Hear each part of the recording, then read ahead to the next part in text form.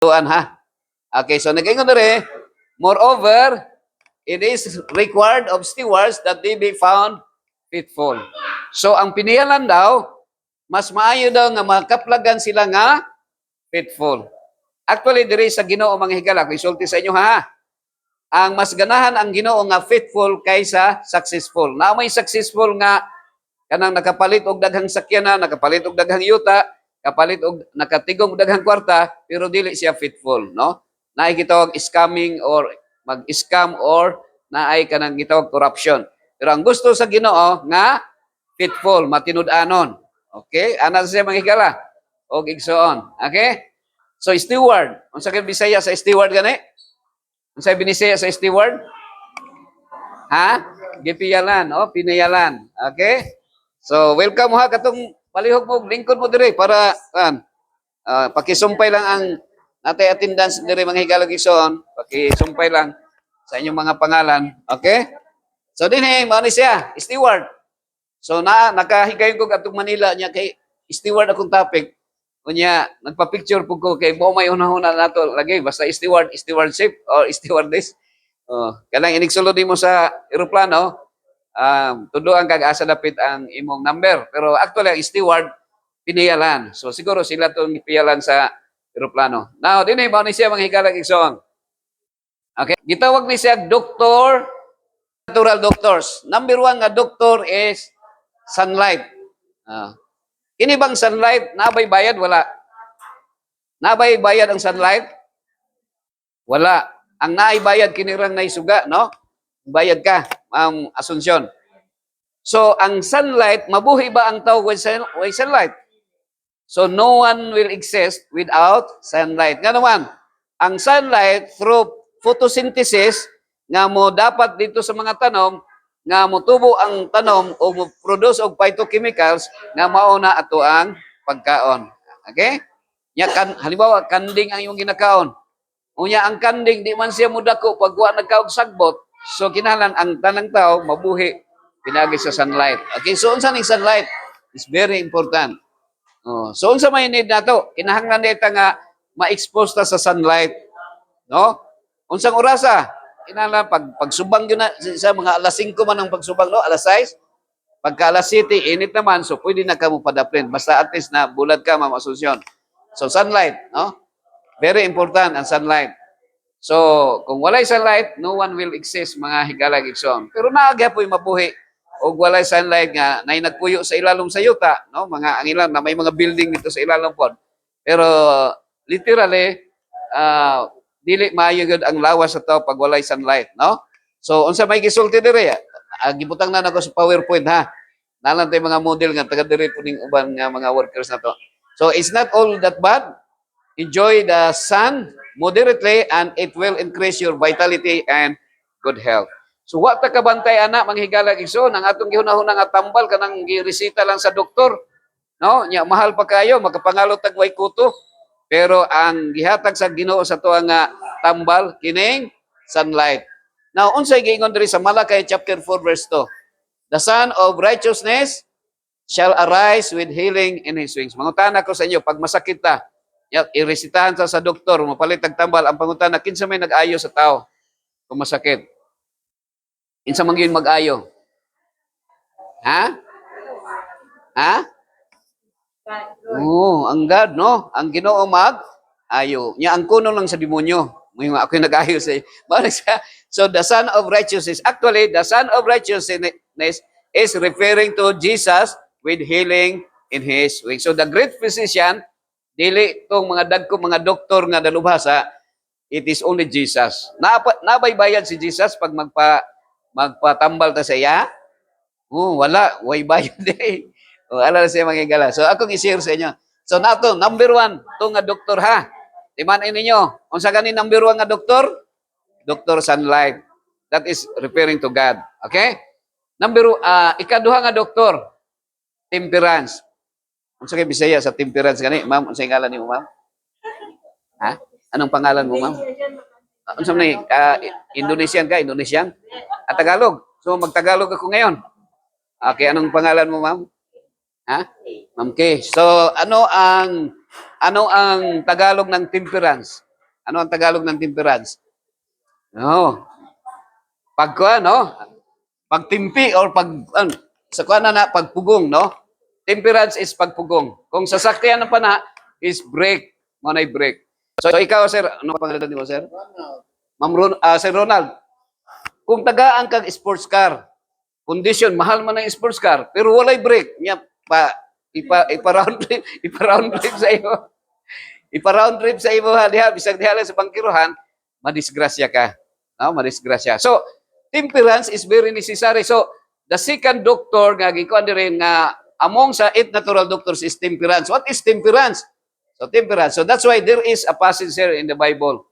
According to God in the book of Ephesians chapter 5 verse 18 according to Paul. Sabi niya, and do not get drunk with wine, for that is debauchery, but be filled with the Spirit. Actually, may dalawang espiritu. Ang unang espiritu na dapat ay nasa atin na tayo mapuspos ng banal na espiritu, walang iba kundi espiritu ng Panginoon. No? Sir, Ma'am Kay.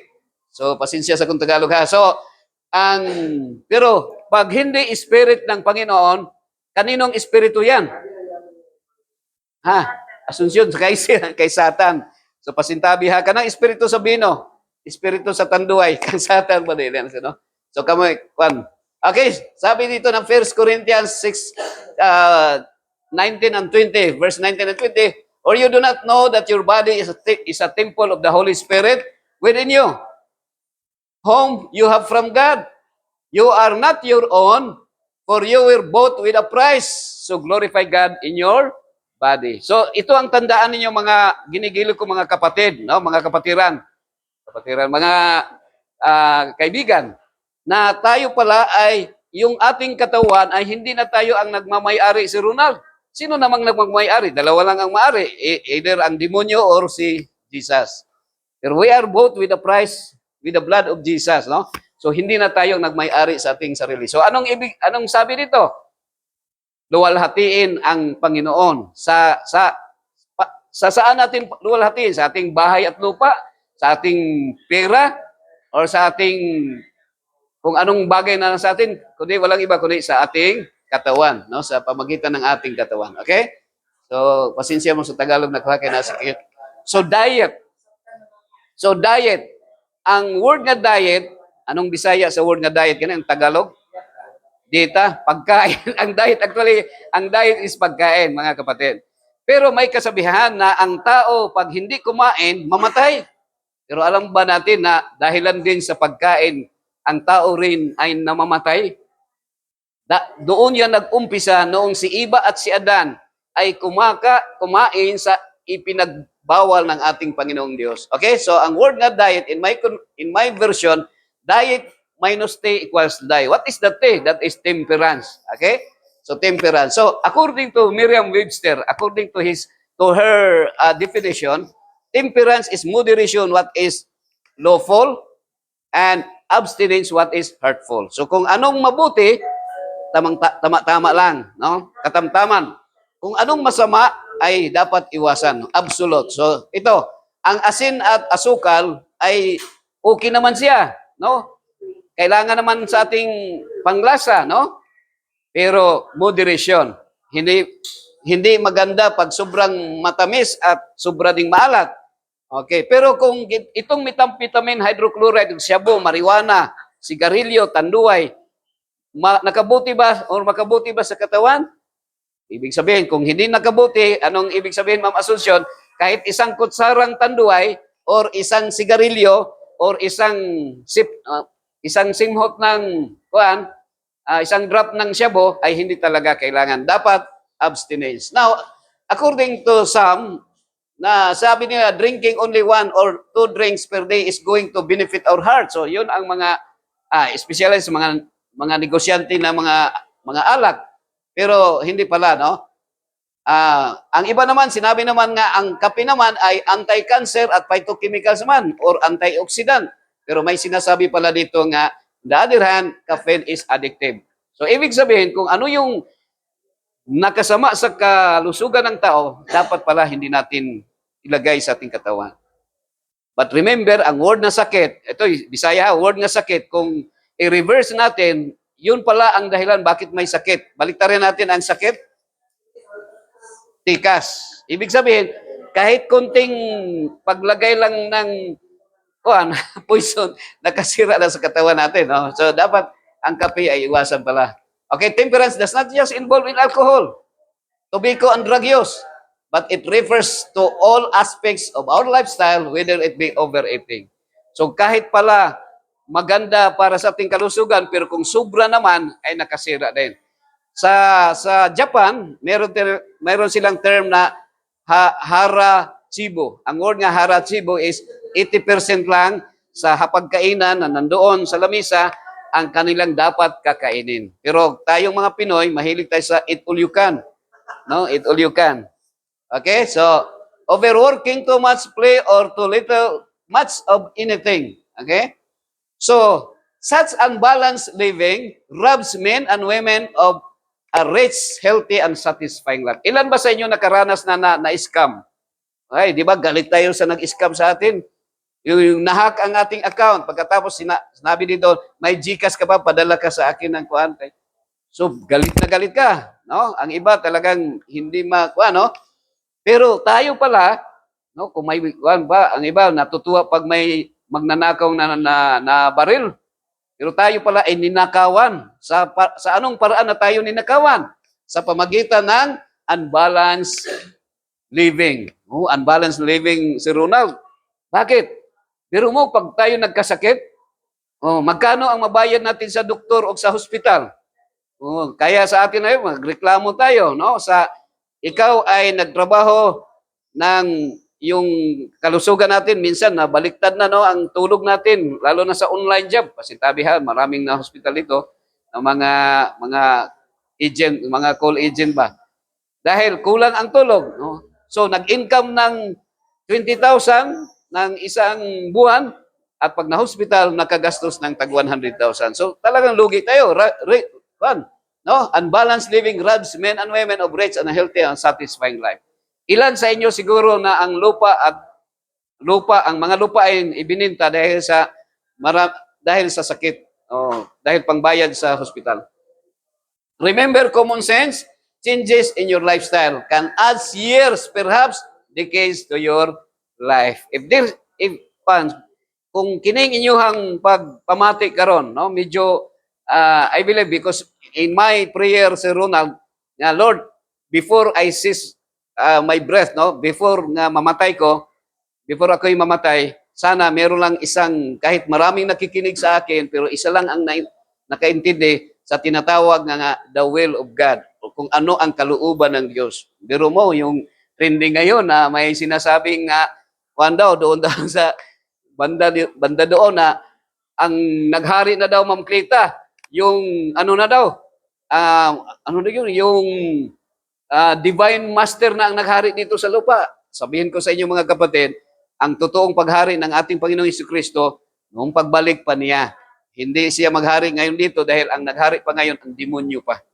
Kaya maraming ngayon na gustong maghari at yung paghari na yon, pag may tinatawag na resistance or mga force nga pagpatay ng tao, yon ay principle of the demon. Now, that's why what's more, your quality of life can vastly improve. So plan right now to enjoy feeling the years ahead with a balanced, high-quality life. So ang atwa, when we think in this world, I believe that we are all, because that is the only desire of God, that the entire universe is one, no? Maging isa lang. Pero since we are in rebellion against God, there is always faction. No?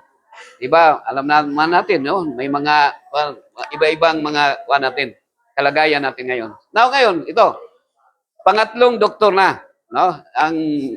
Ang pinag-usapan natin ngayon, Sir Ronald, we are talking about the 8 natural doctors na gusto kong i-share sa inyo ngayon. Sa parang mas madali lang natin ma-recall, kaya inano ko dito sa kanang acronym na STWARD. Okay? Third natural doctor, trust in God. Okay? So, anong sabi dito? Proverbs chapter 3 verses 3 to 5. Trust in the Lord with all your heart and do not lean on your own understanding. In all your ways acknowledge Him and He will make straight your paths. Why is it that God did, King Solomon did not telling us that trust in the Lord with all your kidneys, with all your lungs, or with all your hands? Why is it that, kanang heart man? Because kung mawala atong kasing-kasing patay na ta. So pwede ra mawad ang kag usa ka tiil, isang paa matanggal sa ating katawan, or isang mata matanggal, or isang kidney matanggal, buhay pa. Pero pag ang isang puso ay matanggal, patay na tayo. Kaya sino yung nagkanta na sana dalawa ang puso ko? Okay, so meron tayong tinatawag na swim. So ito yung picture, matagal na, before COVID itong na picture. Meron akong program na rooftop ministry, no? Sa rooftop ministry nga program. So doon sa Davao City Police Office, meron tayong swim doon. No? Iyon ay internal cleansing ng sa PNP. Pero ano yung ibig sabihin ng swim? Ma'am Asuncion, siguro ang isip mo doon, Samal Island, may beach doon, or may Banyo Beach, or may swimming pool. Pero actually, that is acronym. SWIM is Squad Weekly Interactive Meeting. So, yun ang program natin sa Warone, sa Davao, sa Mobile Force, and then sa Suko, sa Crime Lab. Now, gusto ko i-share itong isang bersikulo na sinabi ng ating Panginoong Diyos sa pamagitan ni Prophet Jeremiah. Sabi niya, si Ronald, sa 17 verse 9, "The heart is deceitful above all things, and desperately wicked. Who can know it?" So, sa Tagalog pa, ang puso ay taksel sa lahat ng mga bagay. Ikaw ba'y naniwala na ang puso ay taksel? No, hindi naman. Parang hindi na natin yun pwedeng tutulan. No? No comment. Hindi na natin, dahil yun ang sinabi ng Bible. No? Walang isa sa atin magsabi, ayun, nagkamali yun. Dahil ako naman hindi naman ako taksel. Pero sinabi ito, desperately wicked. Sa ibang version, pag sinabi na desperately sick or desperately wicked, kung ikaw ay nagpaayos ng isang electronics, radio, TV, or any relo, pag sinabi ng technician na, "Sir, itong iyong sir, appliances ay beyond repair na ni sir." Itong beyond repair. Anong ibig sabihin, Sir Ronald? Pag beyond repair, junk shop na siya.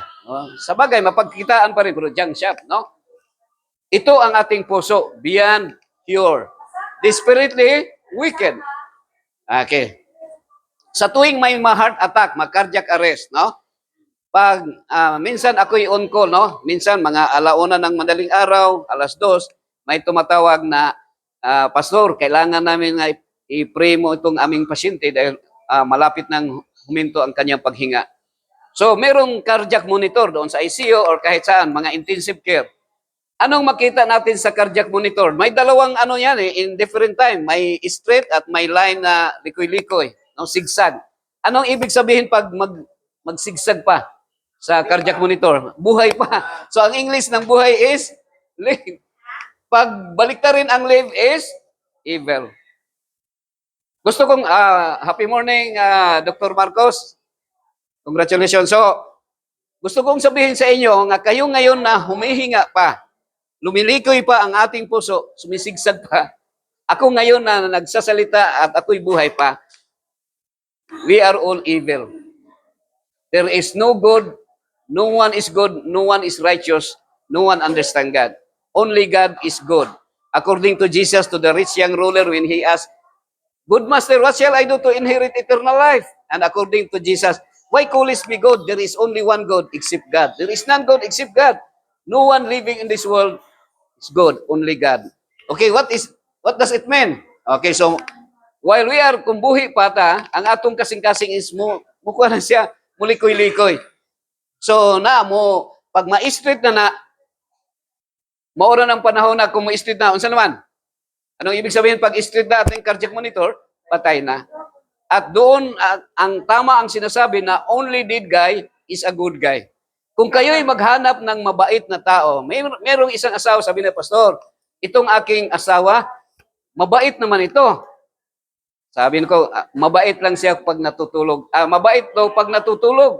Sabihin ko sa inyo, kahit natutulog yan, pag nanaginip yan ng, nagsuntukan, masuntukan kahit sa'y tulog. Bakit? Ang mabuti at mabait na tao, yung binabalot lang ng puti na damit doon sa morgue. At ako'y sabihin ko sa inyo na kung kayo'y matulog sa menteryo, pag walang buhay na tao doon, siguradong walang mangyaring masama sa iyo. Kung ang nandoon ay patay lang lahat. Dahil ang mga patay, hindi gumagawa ng masama. Okay? Now, so, gusto kong sabihin sa inyo mga ginigiliw ko mga kapatid, no? Mga kaibigan, the entire Bible, may Bible ako dito mga igsoon. No, mayroon akong Bible. Gusto kong i-introduce sa inyo ang Bible because doon sa Los Angeles, di ba, narinig naman ninyo na pinagtawanan nila dahil atheist kasi itong mga sikat na mga tao, mga atheist, mga maraming pera. At sinasabi nila na sa Panginoon, the Creator of the world, no mention, ibig sabihin, walang nag-like, walang nanood. Kaya introduce ko sa inyo ang Bible dahil ito ang Word of God. Now, pero sabihin ko sa inyo mga ginigiliw ko mga kapatid na parang nag-divine service na ko sa simbahan.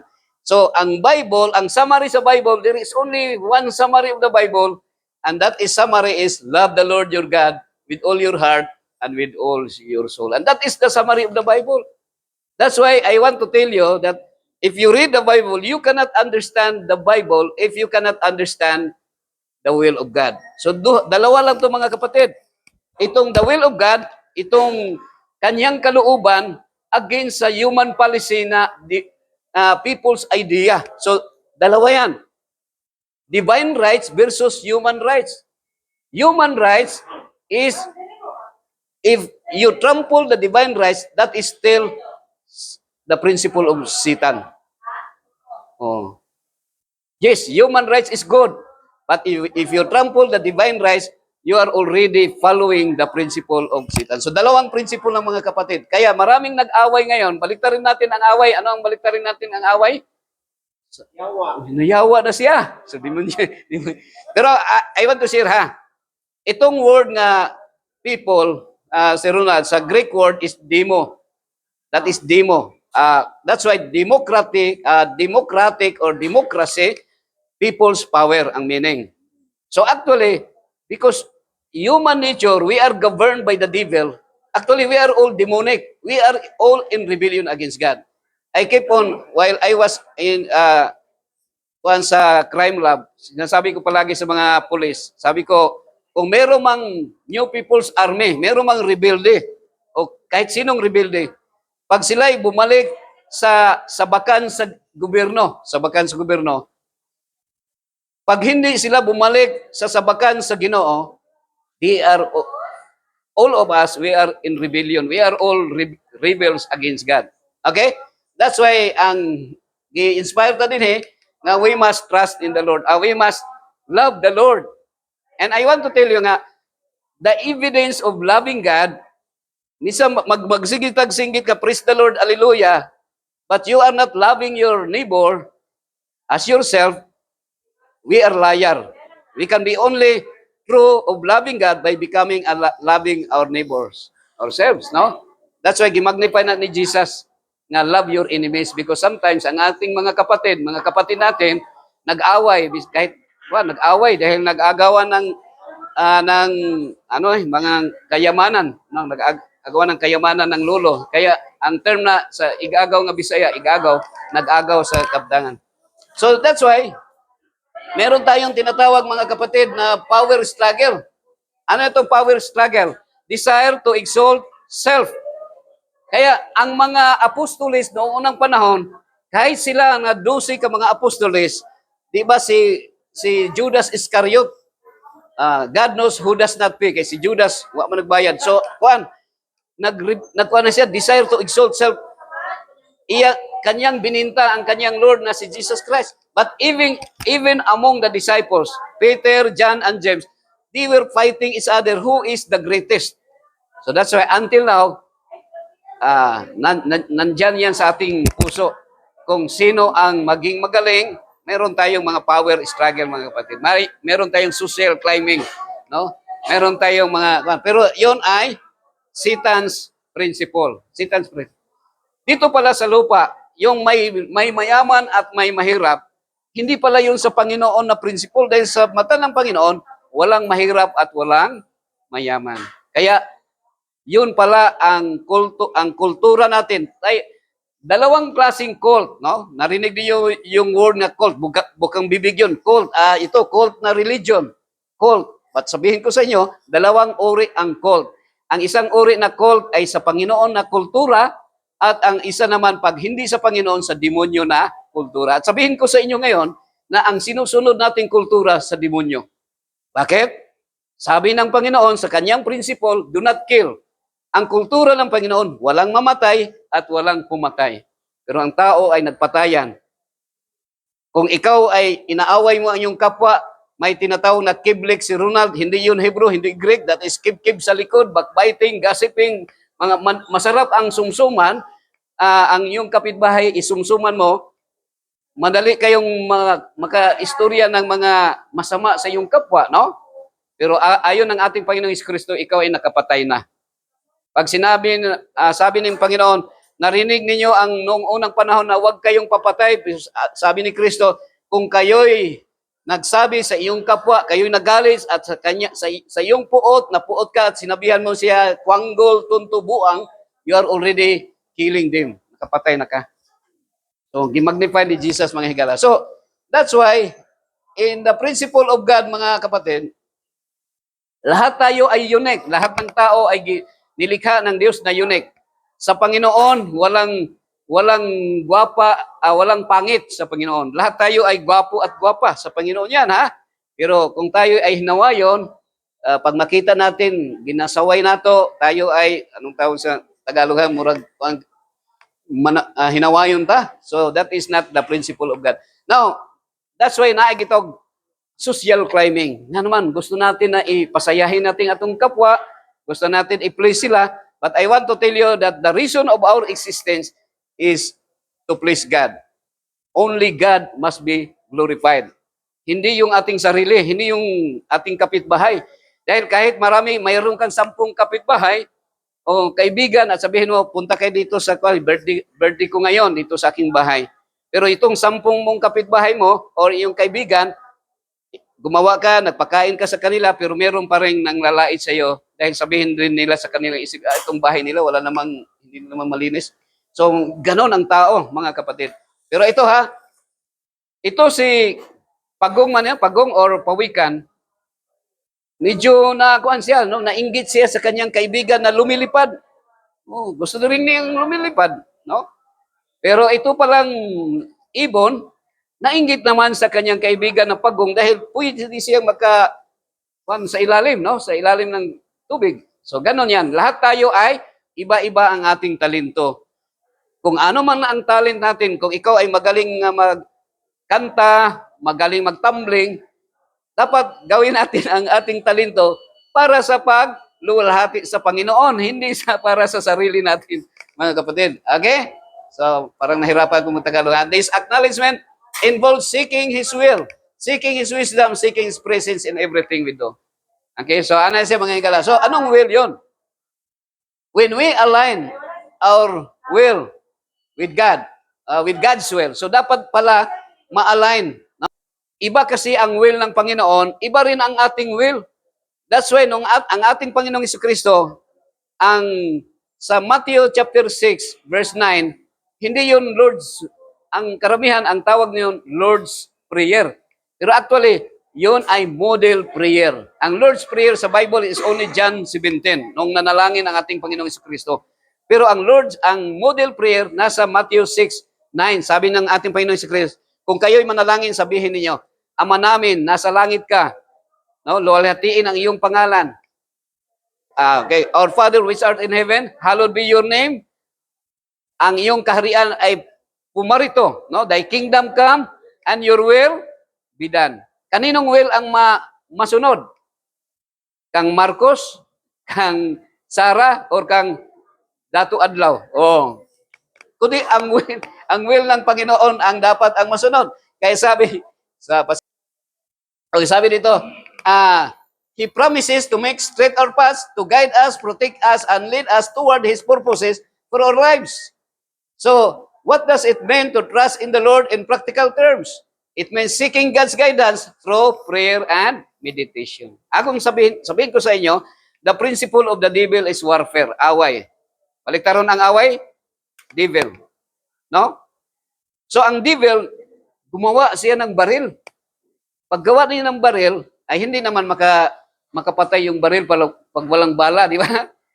Na-modified. Anong uri ang pagpatay? Sa paanong paraan pagpatay ang tao sa unang panahon? Pagpatayan nila ang tao. Sa pamagitan ng pagbato ng bato. Kaya sabi ni Kristo, kung ikaw ay batuhin ng bato, kung sa Bisaya pa, kung labayon kag bato, unsay ibalos? Granada. Dili, dinapay, di ba? Pero si Satan, yun siya, sige, kung labayon kag bato, balsig Granada. So, mao na siya mga higalag, mga igsoon.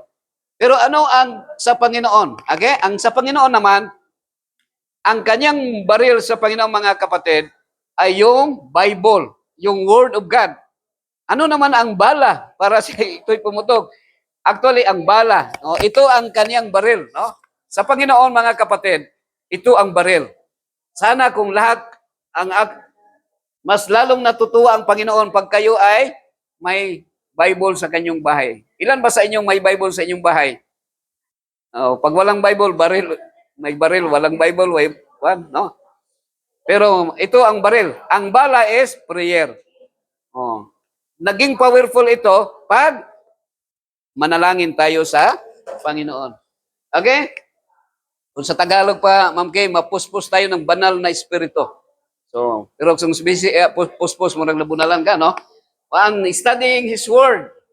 It means surrendering our plans and desires to His will. Trusting that He knows what is best for us. So dapat ang gawin natin kung ano ang mabuti para sa ating buhay. Okay, tingnan natin. Sabihin ko sa inyo na ang cross is yun ang vertical at horizontal na relationship natin sa Panginoon. Knowing that He is always with us, guiding us and sustaining us through every season of life.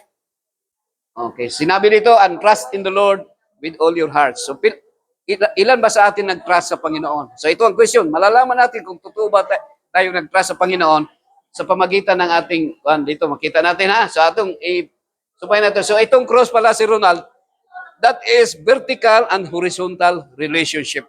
Vertical relationship is to trust or to love the Lord. Horizontal relationship is to love your neighbor as yourself. So, that is cross. And since we are all guilty beyond reasonable doubt, kay talagang hindi tayo makapagpatawad, so si Kristo ang naipako sa cross para kayo at ako, tayong lahat, para maligtas. Okay.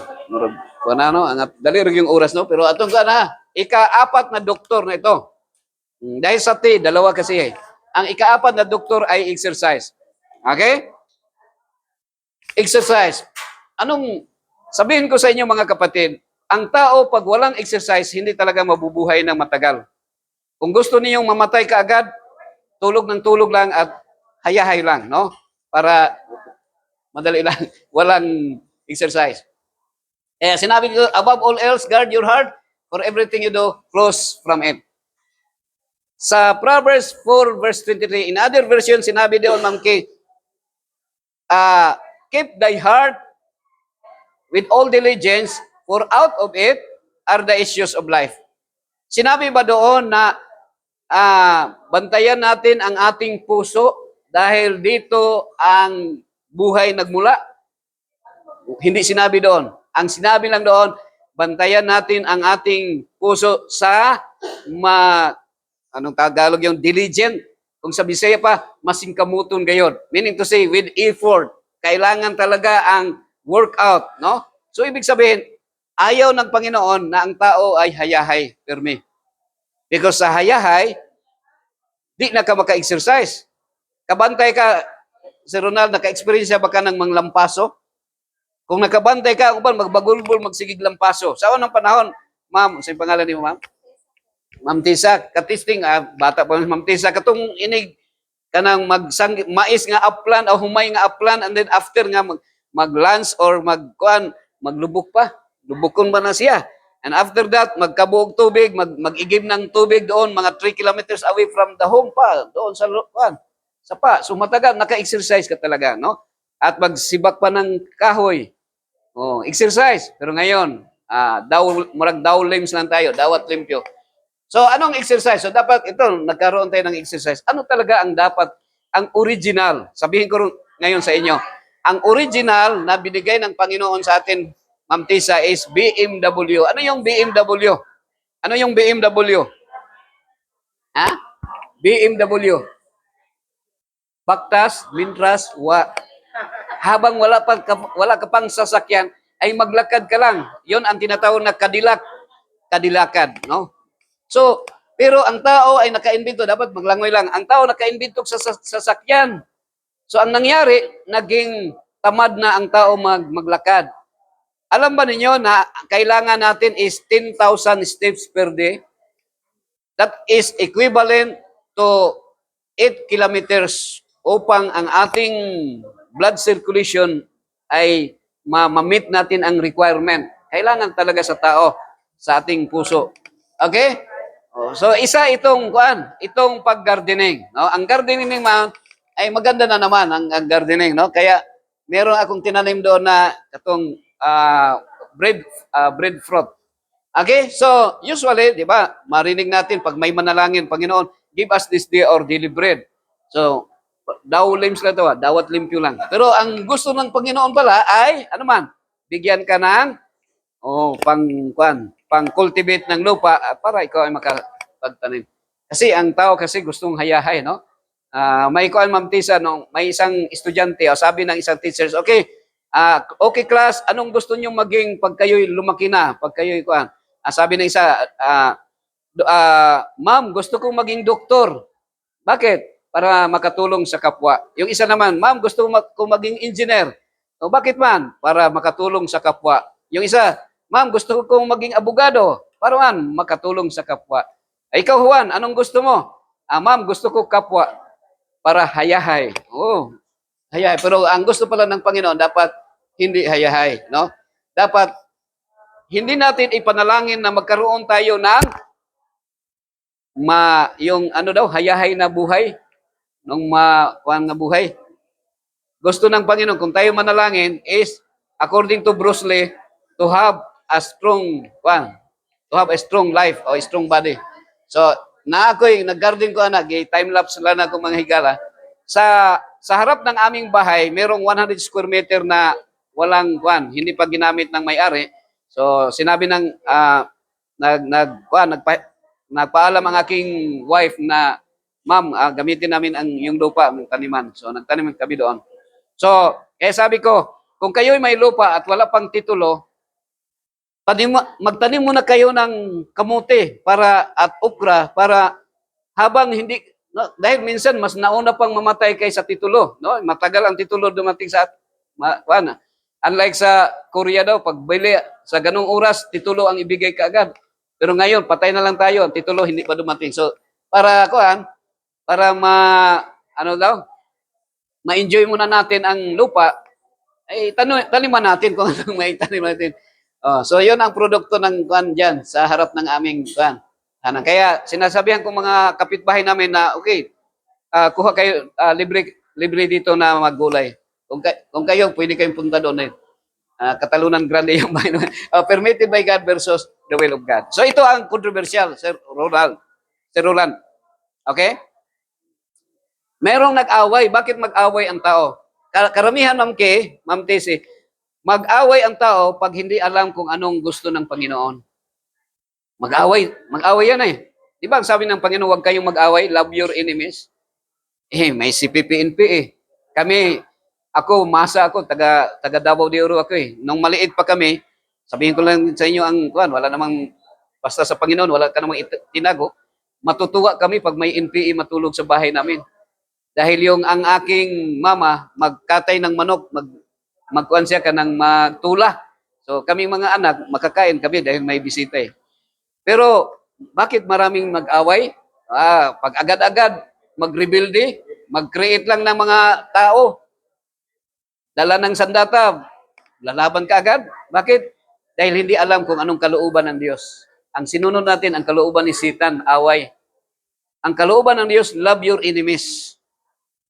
Parang number, itong number, Ma'am K, itong number 6, number 9, merong number 9.